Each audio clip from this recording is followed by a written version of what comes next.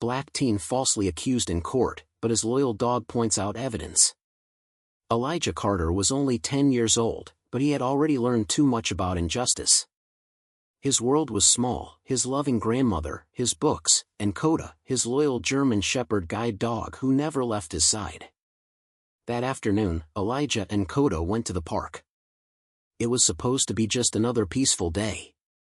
Until Elijah heard it. A woman's scream. He froze. Coda stiffened by his side. Behind the bushes, Elijah heard shouts. And then the sickening sound of a slap. A man's voice snarled. A woman whimpered. Without hesitation, Elijah called 911 with shaking hands. "I think someone's hurting a lady. Please hurry." But by the time the police arrived, the man, tall, white, in a pressed business suit, stepped out first. He pointed straight at Elijah. "That little thug tried to rob me. My wife's hysterical. He threatened her." Elijah's heart dropped. "What? No. I called for help." The cops didn't listen. They handcuffed Elijah on the spot. Coda barked furiously, pulling on the leash. One of the officers shoved the dog away with his boot. Elijah's eyes burned with tears. "I didn't do anything." But no one cared. The courtroom felt colder than ice. Elijah sat between his lawyer and his grandmother, clutching Coda's leash with trembling fingers. Across the room sat Mr. Raymond Holt, the respected businessman who had twisted the truth into a weapon. His wife sat next to him, silent, eyes down. The prosecutor's words cut like knives. "Ladies and gentlemen of the jury, this is not just petty theft. This young boy, though small in size, threatened a vulnerable woman. He used his disability to appear harmless. But looks can deceive." Elijah's heart pounded in his chest. He wanted to scream. To shout. To stand up and tell the world. "I was trying to help." But his lawyer's attempts to defend him were met with skepticism. "Your Honor, the boy has no prior record, and in fact, was the one who placed the emergency call." The judge raised an eyebrow. Perhaps a distraction tactic. Coda let out a soft whimper, resting her head on Elijah's knee. He whispered, "I don't know what to do, girl. They don't believe me." The turning point. Just when it felt like the whole world had decided he was guilty. Coda sat up straight. Her ears perked. She barked, once, sharp and loud. Heads turned. She barked again and began pawing urgently at her collar, scraping at the metal clip. Elijah blinked, confused. His grandmother gasped. The camera. They had forgotten.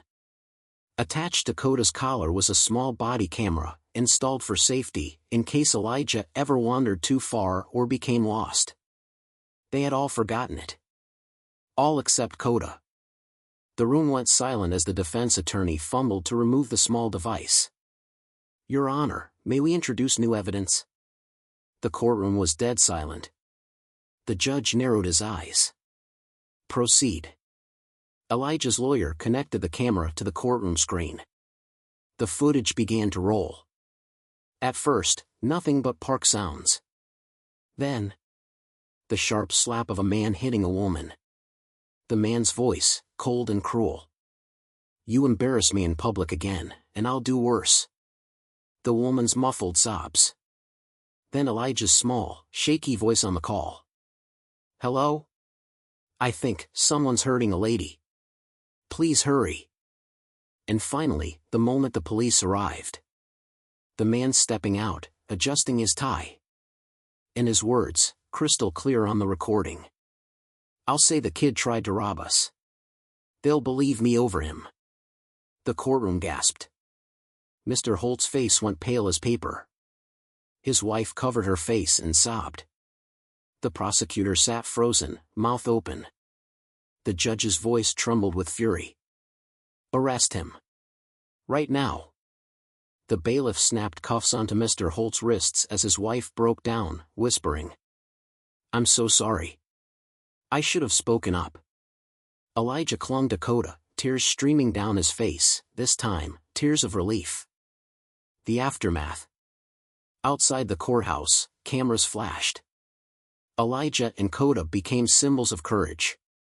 The mayor's office issued a public apology.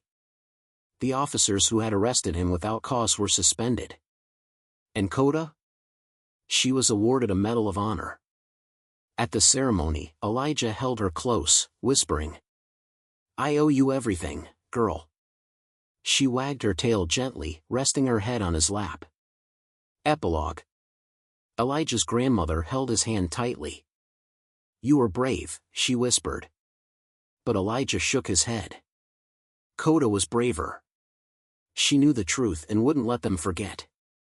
And for the rest of his life, whenever someone asked how he found the strength to fight, he'd simply smile and say, "My best friend reminded me that truth never stays silent."